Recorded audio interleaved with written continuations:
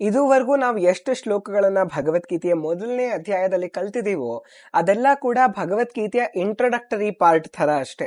ಏನ್ ನಡೀತಿದೆ, ಯಾವ ಕಾಂಟೆಕ್ಸ್ಟ್ ಅಲ್ಲಿ ಈ ಭಗವದ್ಗೀತೆ ಅನ್ನೋದು ಬಂದಿದೆ ಅನ್ನೋದನ್ನ ತಿಳ್ಕೊಳ್ಳೋದಕ್ಕಷ್ಟೇ. ಆಕ್ಚುಲ್ ಆಗಿ ಅರ್ಜುನನ ಡೈಲೆಮಾ, ಆತನ ಕನ್ಫ್ಯೂಷನ್ಸ್, ಆತನ ಭಯ ಇವಾಗಿನ ಈ ಪಾರ್ಟ್ನಿಂದ ಶುರುವಾಗುತ್ತೆ. ಭಗವದ್ಗೀತೆಯ 1ನೇ ಅಧ್ಯಾಯದ 20ನೇ ಶ್ಲೋಕ. ಅಥ ವ್ಯವಸ್ಥಿತಾನ್ ದೃಷ್ಟ್ವಾ ಧಾರ್ತರಾಷ್ಟ್ರಾನ್ ಕಪಿಧ್ವಜಃ ಪ್ರವೃತ್ತೆ ಶಸ್ತ್ರ ಸಂಪಾತೆ ಧನುರುದ್ಯಮ್ಯ ಪಾಂಡವಃ ಹೃಷಿಕೇಶಂ ತದಾ ವಾಕ್ಯಂ ಇದಮಾಹ ಮಹೀಪತೆ. 21-22ನೇ ಶ್ಲೋಕಗಳಲ್ಲಿ ಅರ್ಜುನ ಹೇಳ್ತಾನೆ, ಸೇನಯೋರುಭಯೋರ್ಮಧ್ಯೆ ರಥಂ ಸ್ಥಾಪಯಮೇಚ್ಯುತ ಯಾವದೇತಾನ್ ನಿರೀಕ್ಷೇಹಂ ಯೋದ್ಧು ಕಾಮಾನವಸ್ಥಿತಾನ್ ಕೈರ್ಮಯಾ ಸಹ ಯೋದ್ಧವ್ಯಂ ಅಸ್ಮಿನ್ ರಣಸಮುದ್ಯಮೆ. ಹಾಗೆ 23ನೇ ಶ್ಲೋಕದಲ್ಲಿ ಕಂಟಿನ್ಯೂ ಮಾಡ್ದ ಅರ್ಜುನನೇ ಹೇಳ್ತಾನೆ, ಯೋತ್ಸ್ಯಮಾನಾನವೇಕ್ಷೇಹಂ ಯ ಏತೇತ್ರ ಸಮಾಗತಃ ಧಾರ್ತರಾಷ್ಟ್ರಸ್ಯ ದುರ್ಬುದ್ಧೇರ್ ಯುದ್ಧೇ ಪ್ರಿಯ ಚಿಕೀರ್ಷವಃ. ಇವತ್ತು ಇದಿಷ್ಟು ಶ್ಲೋಕಗಳ ಅರ್ಥವನ್ನ ನಾವು ತಿಳ್ಕೊಳ್ತಾ ಬರೋಣ. 20ನೇ ಶ್ಲೋಕದಲ್ಲಿ ಸಂಜಯ ಹೇಳ್ತಾರೆ, ಅರ್ಜುನ ಆತನ ರಥದ ಮೇಲೆ ಕಪಿಧ್ವಜ ಇದೆ. ಕಪಿಧ್ವಜ ಅಂದ್ರೆ ಹನುಮಂತ ಇರುವಂತಹ ಧ್ವಜ. ಹಾಗೆ ಕಪಿಧ್ವಜವನ್ನ ಹೊಂದಿರುವಂತಹ ರಥದಲ್ಲಿ ಕೂತಿರೋ ಅರ್ಜುನ ಎಲ್ಲವನ್ನ ವೀಕ್ಷಿಸಿ ಈಗ ಕೃಷ್ಣನಿಗೆ ಹೀಗೆ ಹೇಳ್ತಾನೆ ಅಂತ ಸಂಜಯ ಹೇಳ್ತಿದ್ದಾರೆ. ಆತ ಏನ್ ಹೇಳ್ತಾನೆ ಅಂತ ಮುಂದಿನ ಶ್ಲೋಕದಲ್ಲಿ ಅರ್ಜುನ ಉವಾಚ ಅಂತ ನಾವು ಓದ್ಕೊಳ್ತಾ ಹೋಗ್ತಿದೀವಿ. ಈ ಶ್ಲೋಕದಲ್ಲಿ ನಾವು ಗಮನ ಹರಿಸಬೇಕಾಗಿರೋ ವಿಷಯ ಏನು ಅಂದ್ರೆ, ಕಪಿಧ್ವಜ ಅಂತ ಈ ಶ್ಲೋಕದಲ್ಲಿ ಉಲ್ಲೇಖವನ್ನ ಸಂಜಯ ಮಾಡ್ತಾರೆ. ಅಂದ್ರೆ ಹನುಮಂತನ ಧ್ವಜ ಇರುವಂತಹ ರಥವನ್ನ ಅರ್ಜುನ ಹೊಂದಿದಾನೆ ಅಂತ. ನಾವೆಲ್ಲರೂ ಇದನ್ನ ಪಿಕ್ಚರ್ಸ್ ಅಲ್ಲಿ ನೋಡಿರ್ತೀವಿ. ಕೃಷ್ಣ ಮತ್ತೆ ಅರ್ಜುನ ರಥದಲ್ಲಿ ಹೋಗ್ತಿರ್ತಾರೆ. ಅವರ ರಥದ ಮೇಲೆ ಧ್ವಜ ಇರುತ್ತೆ, ಧ್ವಜದಲ್ಲಿ ಹನುಮಂತನ ಚಿತ್ರ ಇರುತ್ತೆ. ನಾವಿದೆಲ್ಲ ಕೂಡ ನೋಡೇ ಇರ್ತೀವಿ. ಆದ್ರೆ ಹನುಮಂತ ಯಾಕೆ ಆ ಧ್ವಜದಲ್ಲಿ ಕೂತಿದ್ದಾರೆ, ಹನುಮಂತನೇ ಯಾಕೆ ಕೂತಿದ್ದಾರೆ, ಇದು ನಮಗೆಲ್ರಿಗೂ ಗೊತ್ತಿರೋದಿಲ್ಲ. ಯಾಕೆ ಅಂದ್ರೆ ಮಹಾಭಾರತದ ವನಪರ್ವದಲ್ಲಿ ಒಂದು ಒಳ್ಳೆಯ ಅದ್ಭುತವಾದ ಕತೆ ಬರುತ್ತೆ. ಇಲ್ಲಿ ದ್ರೌಪದಿ ಒಂದು ಹೂವನ್ನ ನೋಡಿ ತುಂಬಾ ಖುಷಿ ಪಟ್ಟಿರ್ತಾಳೆ. ಆ ಹೂವು ಇನ್ನೊಂದಷ್ಟು ಬೇಕು ಅಂತ ಆಕೆಗೆ ಆಸೆ ಆಗಿರತ್ತೆ. ಆ ಹೂವನ್ನ ತಗೊಂಡ್ ಬರೋದಕ್ಕೆ ಕಾಡಿಗೆ ಭೀಮ ಬರ್ತಾರೆ. ಭೀಮಸೇನ ಕಾಡಲ್ಲಿ ಹೋಗ್ತಿರುವಾಗ ಅವರ ದಾರಿಗೆ ಅಡ್ಡವಾಗಿ ಒಂದು ದೊಡ್ಡ ಕೋತಿ ಮಲಗಿರತ್ತೆ. ದೊಡ್ಡದಾದ ಬಾಲವನ್ನ ಚಾಚ್ಕೊಂಡು ದಾರಿಗೆ ಅಡ್ಡವಾಗಿ ಆ ಕೋತಿ ಮಲಗಿರತ್ತೆ. ಅದಕ್ಕೆ ಭೀಮ ಹೇಳ್ತಾರೆ, ನಿನ್ನ ಬಾಲವನ್ನ ತೆಗಿ, ನಾನು ಮುಂದೆ ಹೋಗ್ಬೇಕು ಅಂತ. ಅದಕ್ಕೆ ಆ ಕೋತಿ, ನನಗಂತೂ ತುಂಬಾ ವಯಸ್ಸಾಗಿದೆ, ನೀನೇ ಬಾಲವನ್ನ ಎತ್ತಿ ಪಕ್ಕಕ್ಕೆ ಸರಿಸ್ಬಿಟ್ಟು ಮುಂದೆ ಹೋಗು ಅಂತ ಹೇಳ್ತಾರೆ. ಭೀಮ ಮೊದಲೇ ಶಕ್ತಿಗೆ ಶೌರ್ಯಕ್ಕೆ ಹೆಸರುವಾಸಿಯಾಗಿರೋರು. ಹಾಗಾಗಿ ನನಗೆ ಸವಾಲ್ ಹಾಕದಂಗೆ ಇದೆ ಇದು ಅಂತ ಅನ್ಕೊಂಡು ಭೀಮ ಆ ಬಾಲವನ್ನ ಎತ್ತಕ್ ಹೋಗ್ತಾರೆ. ಎತ್ತಕ್ಕೆ ಪ್ರಯತ್ನ ಮಾಡ್ತಾ ಇದ್ದಾರೆ, ಬಾಲ ಮೇಲ್ ಏಳ್ತಾನೆ ಇಲ್ಲ. ಎಷ್ಟೇ ಪ್ರಯತ್ನ ಹಾಕಿದ್ರು, ಎಷ್ಟೇ ಶಕ್ತಿ ಹಾಕಿದ್ರು ಭೀಮನ ಕೈಯಲ್ಲೇ ಆ ಬಾಲವನ್ನ ಎತ್ತಕ್ಕಾಗ್ತಿಲ್ಲ. ಭೀಮನ್ನ ಸೋಲಿಸುವಂತಹ ಶಕ್ತಿಶಾಲಿಗಳು ಯಾರೂ ಇರ್ಲಿಲ್ಲ. ಹಾಗಿರುವಾಗ ಭೀಮನ್ ಕೈಯಲ್ಲೇ ಆ ಬಾಲವನ್ನ ಎತ್ತೋಕಾಗ್ತಿಲ್ಲ ಅಂದ್ರೆ ಏನರ್ಥ? ಅದನ್ನ ಭೀಮ ಅರ್ಥ ಮಾಡ್ಕೊಳ್ತಾರೆ. ಅವರಿಗೆ ಗೊತ್ತಾಗತ್ತೆ ಇದ್ ಬೇರೆ ಯಾರೂ ಅಲ್ಲ, ಸ್ವತಃ ವಾಯುದೇವರದ್ದೇ ಅವತಾರ ಹನುಮಂತ ದೇವರು ಅಂತ. ಭೀಮಸೇನಾನು ವಾಯುದೇವರ ಅವತಾರ, ಹನುಮಂತ ಕೂಡ ವಾಯುದೇವರ ಅವತಾರ. ಇಬ್ಬರ ಮೀಟಪ್ ಇಲ್ಲಿ ಆಗತ್ತೆ. ಹೇಗೆ ಭಗವಂತನ ಅವತಾರಗಳಲ್ಲಿ ರಾಮ ಅವತಾರ, ಪರಶುರಾಮ ಅವತಾರ ಫೇಸ್ ಟು ಫೇಸ್ ಆಗ್ತಾರೋ, ಅದೇ ತರ ವಾಯುದೇವರ ಅವತಾರಗಳಲ್ಲಿ ಇಲ್ಲಿ ಹನುಮಂತ ಮತ್ತೆ ಭೀಮಸೇನ ದೇವರು ಫೇಸ್ ಟು ಫೇಸ್ ಆಗ್ತಾರೆ. ಭೀಮಸೇನ ದೇವರನ್ನ ಸೋಲಿಸ್ಬೇಕು ಅಂದ್ರೆ ಅವರೇ ಸೋಲಿಸ್ಬೇಕು, ಬೇರೆ ಯಾರಿಂದಾನೂ ಸಾಧ್ಯ ಆಗೋದಿಲ್ಲ. ಹಾಗೆ ಇವಾಗ ಹನುಮಂತ ಮತ್ತೆ ಭೀಮ ಇವರಿಬ್ಬರ ಮಧ್ಯೆ ಒಂದು ಒಳ್ಳೆಯ ಅದ್ಭುತವಾದ ಕಾನ್ವರ್ಸೇಷನ್ ನಡೆಯುತ್ತೆ. ಅವಾಗ ಹನುಮಂತ ಹೇಳ್ತಾರೆ, ಯುದ್ಧ ಮಾಡ್ತಿದ್ಯಾ, ಯುದ್ಧದಲ್ಲಿ ಯಾವಾಗ್ಲೂ ಕೂಡ ಧರ್ಮದ್ದೇ ಜಯ ಆಗೋದು, ಹಾಗಾಗಿ ನಿಮ್ಮ ಪಕ್ಷದ್ದೇ ಜಯ ಆಗತ್ತೆ. ಅದ್ರ ಜೊತೆಗೆ ನಾನು ಅರ್ಜುನನ ರಥದ ಮೇಲೆ ಕೂತಿರ್ತೀನಿ ಧ್ವಜವಾಗಿ. ಜೊತೆಗೆ ನೀನ್ ಯಾವಾಗೆಲ್ಲ ಸೈನ್ಯದಲ್ಲಿ ಭೀಮ ಯಾವಾಗೆಲ್ಲ ಗರ್ಜನೆ ಮಾಡ್ತಾರೋ ಆಗೆಲ್ಲ ನಿನ್ನ ಗರ್ಜನೆ ಜೊತೆ ನನ್ನ ಗರ್ಜನೆ ಕೂಡ ಸೇರ್ಕೊಳ್ಳತ್ತೆ, ಶತ್ರುಗಳ ಮನಸ್ಸಲ್ಲಿ ಕಂಪನ ಉಂಟು ಮಾಡತ್ತೆ ಅಂತ ಇಲ್ಲಿ ಅವರು ಒಂದು ಪ್ರಮಾಣವನ್ನ ಮಾಡಿ ಭೀಮನ ಮುಂದೆ ಹೇಳ್ತಾರೆ. ಯಾಕೆ ಅರ್ಜುನನ ರಥದ ಮೇಲೆ ಕುತ್ಕೊಳ್ತಾರೆ ಅಂತ ನಮಗೊಂದು ಪ್ರಶ್ನೆ ಬರಬಹುದು. ಯಾಕೆ ಅಂದ್ರೆ ಭಗವಂತ ಅರ್ಜುನನನ್ನೇ ಭಗವದ್ಗೀತೆಯನ್ನ ಹೇಳೋದಕ್ಕೆ ಆಯ್ಕೆ ಮಾಡ್ಕೊಂಡಿರೋದು. ಸಂಪೂರ್ಣ ನರರಲ್ಲಿ ನರಶ್ರೇಷ್ಠನಾದವನು ಅರ್ಜುನ. ಆತನಿಗೆ ಭಗವದ್ಗೀತೆಯ ಉಪದೇಶವನ್ನ ಭಗವಂತ ಮನುಕುಲದ ನಿಮಿತ್ತವಾಗಿ ಮಾಡ್ಕೊಂಡು ಹೇಳ್ತಿದ್ದಾರೆ. ಅಂದ್ರೆ ಅರ್ಜುನ ನರಶ್ರೇಷ್ಠನಾಗಿರೋದ್ರಿಂದ ಅವನಿಗೆ ಉಪದೇಶ ಮಾಡೋದ್ರ ಮೂಲಕ ಸಮಸ್ತ ಮಾನವ ಕುಲಕ್ಕೆ ಅವರು ಉಪದೇಶವನ್ನ ಕೊಡ್ತಿದ್ದಾರೆ. ಹಾಗಾಗಿ ಆ ನರಶ್ರೇಷ್ಠನ ರಥದ ಮೇಲೆ ಧ್ವಜವಾಗಿ ಕೂರೋದ್ರಿಂದ ಅವರೂ ಕೂಡ ಭಗವಂತನ ಭಗವದ್ಗೀತೆಯ ಜ್ಞಾನವನ್ನ ಪಡ್ಕೊಳ್ಬಹುದು ಅಂತ ಅವರು ಅರ್ಜುನನ ರಥದ ಮೇಲೆ ಕೂತ್ಕೊಳ್ತಾರೆ. ಜೊತೆಗೆ ಕೃಷ್ಣ ಕೂಡ ಅರ್ಜುನನಿಗೆ ಹೇಳೋದ್ರ ಜೊತೆಗೆ ಹನುಮಂತನಿಗೆ ಅಂತಾನೆ ಭಗವದ್ಗೀತೆಯನ್ನ ಹೇಳ್ದಾಗಿದೆ. ಮುಂದೆ ಭಗವದ್ಗೀತೆಯಲ್ಲಿ ಭಗವಂತನೇ ದೈವಿ ಲಕ್ಷಣಗಳು ಯಾವ್ದ್ಯಾವ್ದು, ಭಕ್ತರ ಲಕ್ಷಣಗಳೇನು, ಭಕ್ತರು ಹೇಗೆ ಇರ್ತಾರೆ ಅದನ್ನೆಲ್ಲ ಹೇಳ್ತಾ ಬರ್ತಾರೆ.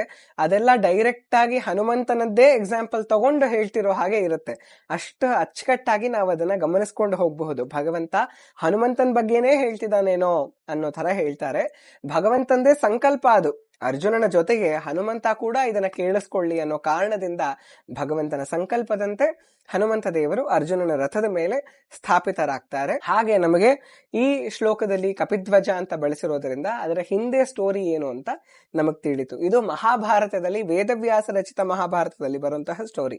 ಅದರ ಜೊತೆಗೆ ಇನ್ನೊಂದು ಲೋಕಲ್ ಟ್ರೆಡಿಷನ್ಸ್ ಅಲ್ಲಿ ಸ್ಟೋರಿಗಳು ಬರುತ್ತೆ. ಇವಾಗ ನಾವು ಮೂಲ ಮಹಾಭಾರತದ ಜೊತೆಗೆ ಹಲವಾರು ಎಕ್ಸ್ಟ್ರಾ ಪುರಾಣಗಳಲ್ಲಿ ಬರುವಂತಹ ಸ್ಟೋರಿಗಳನ್ನು ಅದಕ್ಕೆ ಸೇರಿಸ್ಕೊಳ್ತೀವಿ. ಒಂದು ಎಕ್ಸಾಂಪಲ್ ಕೊಡೋದಾದ್ರೆ, ರಾಮ ಸೇತುವಲ್ಲಿ ರಾಮ ರಾಮ ಅಂತ ಹೆಸರು ಬರೀತಾರೆ, ಹೆಸರು ಬರೆದ ಮೇಲೆ ಕಲ್ಲು ತೇಲತ್ತೆ ಅಂತ ನಾವ್ ಹೇಳ್ತೀವಿ. ಮೂಲ ವಾಲ್ಮೀಕಿ ರಾಮಾಯಣದಲ್ಲಿ ಆ ತರ ಇಲ್ವೇ ಇಲ್ಲ. ನಳ ಅನ್ನುವವನು ವಾನರ ಸೇನೆಯಲ್ಲಿ ಒಬ್ಬ ವಾನರ. ಆತ ವಿಶ್ವಕರ್ಮನ ಮಗ, ದೈವಶಿಲ್ಪಿ ವಿಶ್ವಕರ್ಮ ಅವರ ಮಗ ನಳ. ಆತ ಏನ್ ಮಾಡ್ತಾನೆ, ಒಂದು ಇಂಜಿನಿಯರಿಂಗ್ ಪ್ರಾಕ್ಟೀಸ್ ತರ ರಾಮ ಸೇತುವನ್ನ ಕಟ್ಟುತ್ತಾನೆ. ಅದಕ್ಕೆ ಹೆಸರು ಕೂಡ ನಳ ಸೇತು ಅಂತ ಇರುತ್ತೆ. ಅದಾದ್ಮೇಲೆ ತುಂಬಾ ವರ್ಷಗಳಾದ್ಮೇಲೆ ರಾಮ ಸೇತು ಅಂತ ನಾವ್ ಅದನ್ನ ಕರೆಯೋದು.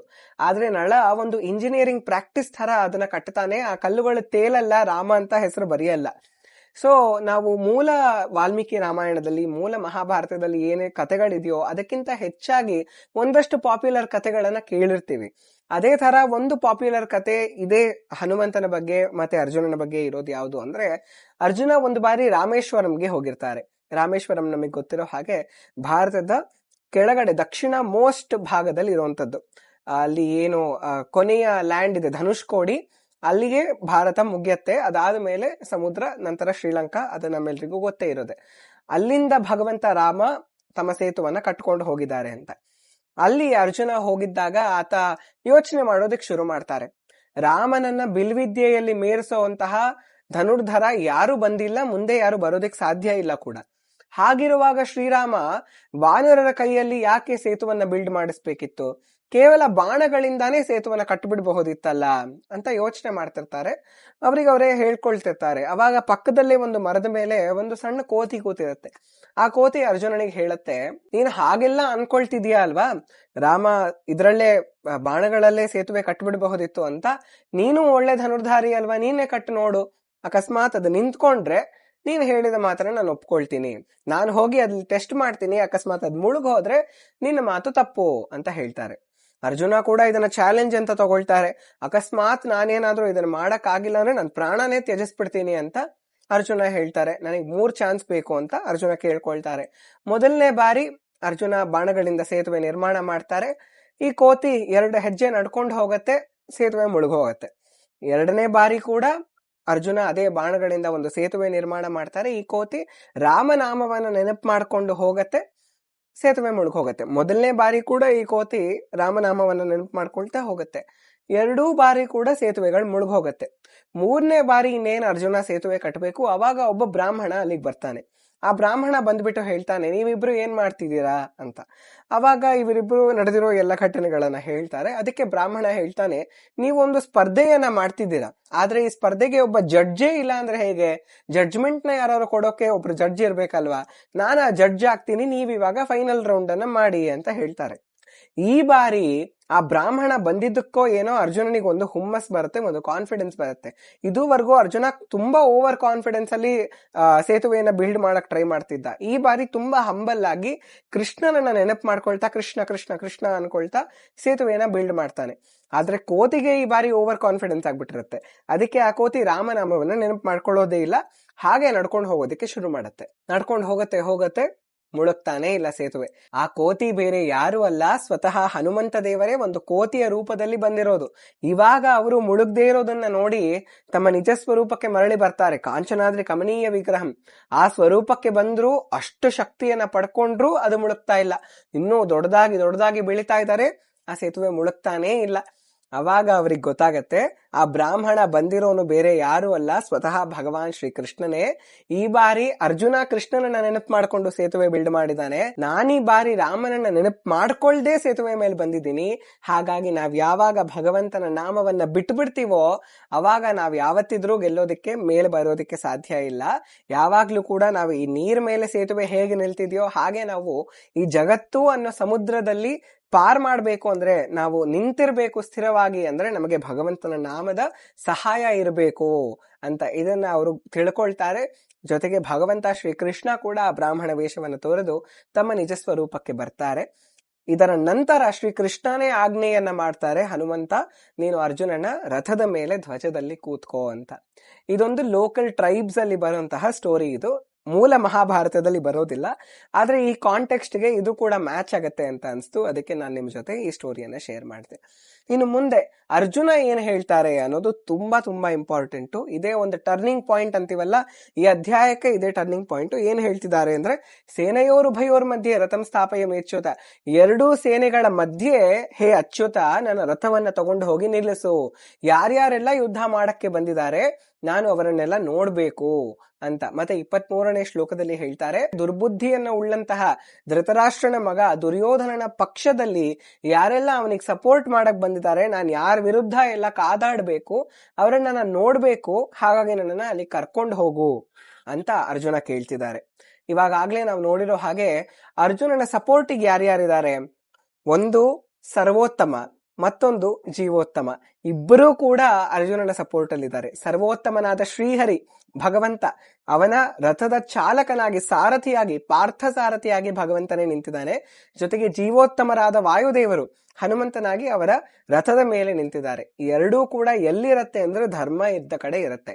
ನಾವು ನಮ್ಮ ಜೊತೆ ಧರ್ಮವನ್ನ ಇಟ್ಕೊಂಡ್ರೆ, ನಮ್ಮ ಕಾರ್ಯಗಳಲ್ಲಿ ಧರ್ಮವನ್ನ ಮಾಡಿದ್ರೆ, ನಮಗೆ ಯಾರು ಸಪೋರ್ಟ್ ಮಾಡ್ಲಿಲ್ಲ ಅಂದ್ರೂ ಬೇಡ, ಭಗವಂತನೇ ಸಪೋರ್ಟ್ಗೆ ನಿಲ್ತಾನೆ.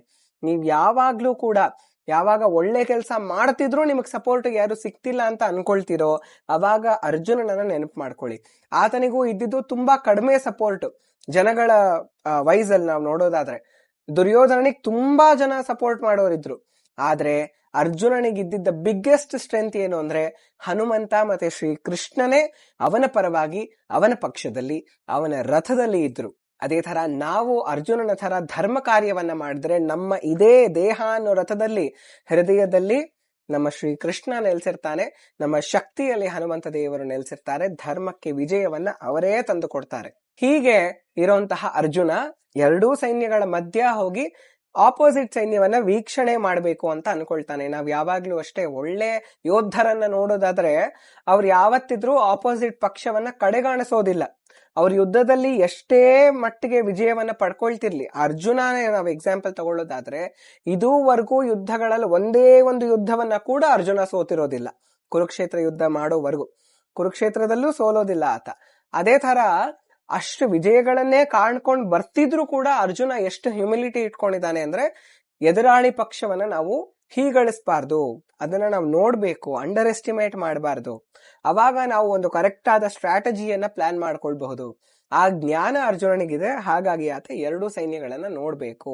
ಇದೇ ಆತನಿಗೆ ಟರ್ನಿಂಗ್ ಪಾಯಿಂಟ್ ಆಗತ್ತೆ. ಏನಾಗತ್ತೆ, ಯಾಕಾಗತ್ತೆ, ಹೇಗಾಗತ್ತೆ, ಇದನ್ನೆಲ್ಲ ಮುಂದಿನ ಭಾಗಗಳಲ್ಲಿ ನೋಡ್ತಾ ಹೋಗೋಣ. ಕೃಷ್ಣ ನಿಮ್ಮ ಜೊತೆ ಸದಾ ಇರಲಿ. ಹರೇ ಕೃಷ್ಣ.